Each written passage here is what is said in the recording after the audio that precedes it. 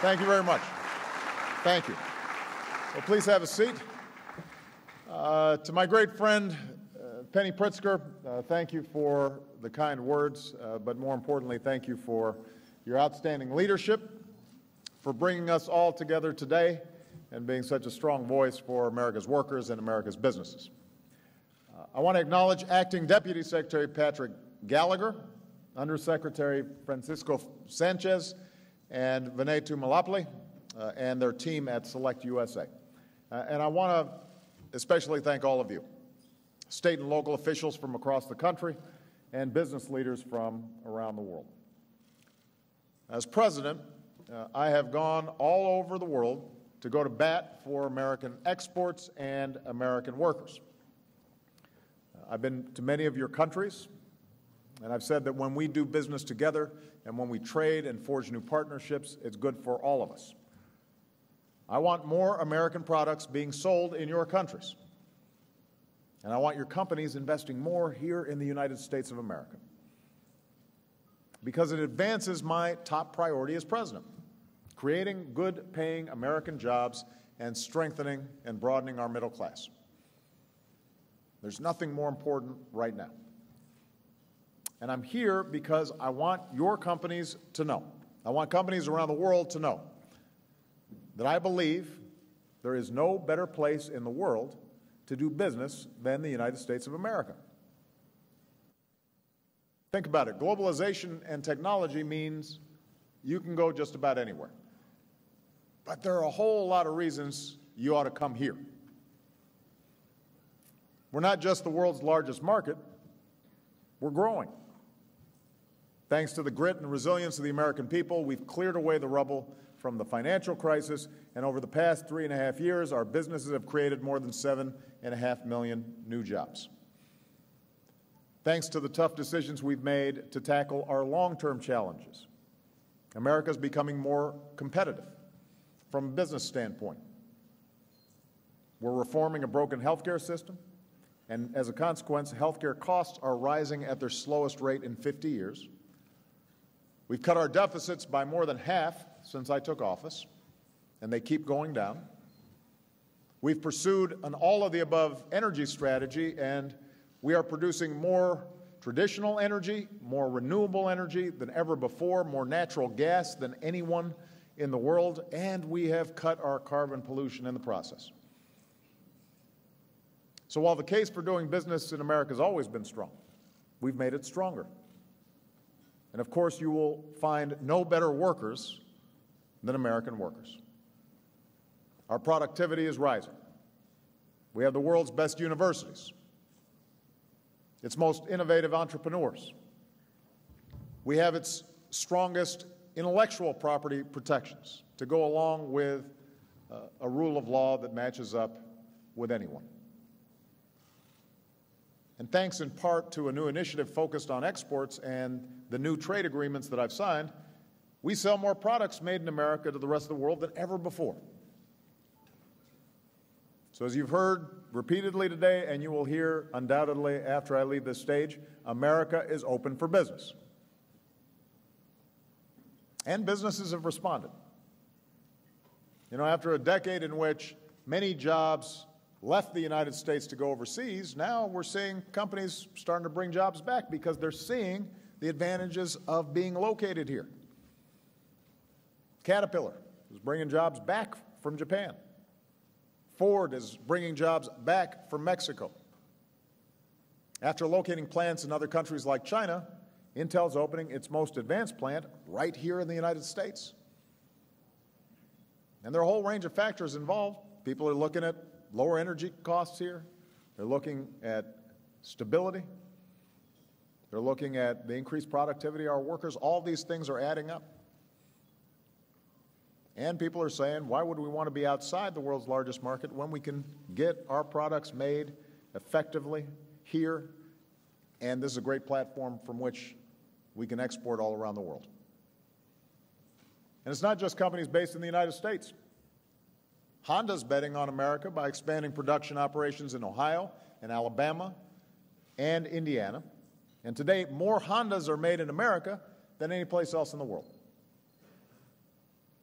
Samsung's betting on America by revamping their plant in Austin, Texas, a $4 billion investment. Siemens is betting on America by hiring hundreds of new workers in North Carolina and putting $50 million a year into training its U.S. workforce. And that's the kind of investment that we've always welcomed as a nation, but the reason for SelectUSA is we know we can do more. We know we can be better. So two years ago, I acted on a recommendation from the CEOs on my Jobs Council, and we created SelectUSA to encourage more foreign companies to invest and create jobs right here in the United States. And we've shown that this works. As Penny mentioned earlier this morning, with help from SelectUSA, the Austrian company Voestalpine is creating 220 jobs in an auto parts plant in Cartersville, Georgia. The Canadian company, Bombardier, is investing more than $600 million to expand its Learjet facility in Wichita, Kansas. ASCO, a Belgian company that makes high-tech aircraft parts, reopened a shuttered factory in Stillwater, Oklahoma, and they're expected to create 380 good jobs by the end of 2015. And the list goes on.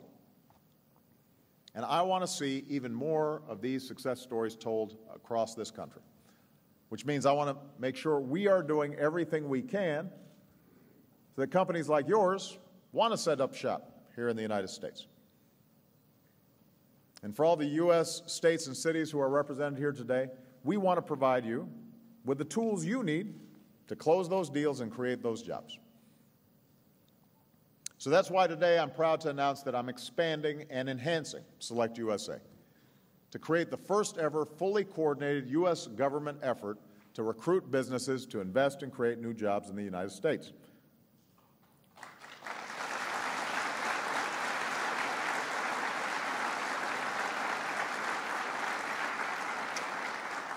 To do that, I'm taking 4 new steps to bring more good jobs to our shores.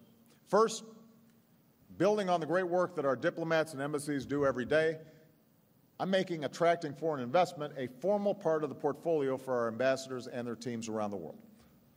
Now, I meet with our dedicated embassy staffs wherever I go. All of them are great ambassadors for America, and they're building bridges and connections every day. Well, I want them doing even more to help foreign companies cross those bridges and come here. And as they take on this expanded economic mission overseas, we'll make sure that they've got the support that they need here at home. Which brings me to the second point. Officials at the highest levels, up to and including me, are going to do even more to make the case for investing in America. Now, I already do this everywhere I go around the world, in public and private. I joke with a few American companies that I will deserve at least a gold watch at the end of my tenure from them. You know, I've racked up some pretty good sales. But as a country, we don't always make our case in a coordinated way that links our teams overseas to the right senior officials in Washington. And we're going to change that, make our advocacy more efficient, more effective, more connected, so that businesses who are making decisions about where to invest are getting timely answers and know that they're going to have all the help that they need. Number 3, we'll make sure that for the first time, companies who want to do business in America have a single point of contact at the federal level to cut through red tape. So we're going to help you navigate national, state, local rules and regulations so that you can invest faster, open facilities faster, create jobs faster. And finally, we'll help states, cities, regions across America up their game by giving them more tools they need to compete, from the latest research and analysis to events that link them directly with potential investors. This is a big country, and for a lot of foreign investors, you know, it may be sometimes hard to navigate and figure out what exactly is going to fit the needs of your company. Well, we can help you do that, and we can help make sure that state and local governments and regional offices, they're best equipped to make their case, and we can get a good fit that's good for the company and good for those communities. So, a new focus at our embassies on attracting investment, more outreach from Washington, coordinated advocacy to bring more jobs here, new ways to cut through red tape, and new tools for state and local leaders. That's what an expanded SelectUSA will mean for businesses and for our partners in U.S. states and cities. And ultimately, I believe that will translate into more good middle-class jobs for America. My number one priority. I will be asking Congress to do its part. A lot of this is coordination. It's not necessary to spend a lot of money. It's important for us to do what we do more wisely. But making America even more attractive to investment should be something that everybody can agree on, Democrats and Republicans. We've got to work together to get that done.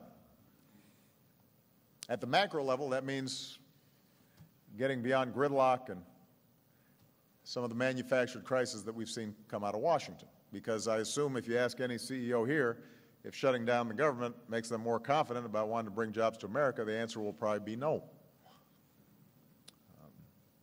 The notion of not paying our bills on time doesn't inspire confidence. So it's time for Congress to focus on what the American people are focused on and what I'm focused on, which is creating good jobs that pay good wages and creating a good environment for investment. We do need to fully fund the SelectUSA program so that more middle-class folks have a chance to earn a decent living.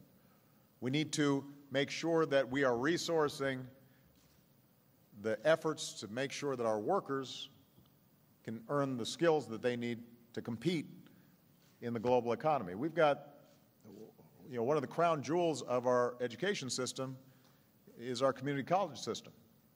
Not everybody's going to be training at MIT or Stanford, but these community colleges means that we can partner with businesses, help defray some of the training costs, help design with businesses what exactly they're going to need in terms of people getting hired. And we got the resources to do it. We know how to do it, but we've got to make sure Congress is supportive of that. We've got to fix a broken immigration system so that we are welcoming more talented workers and entrepreneurs from around the world. And so if companies are coming here to locate and they've got a key individual that they need to bring over to make sure that the company's doing what it needs to do, that it's not a tangle of red tape. And the good news is we know we've got bipartisan support for immigration reform. We just have to make sure we get it done this year.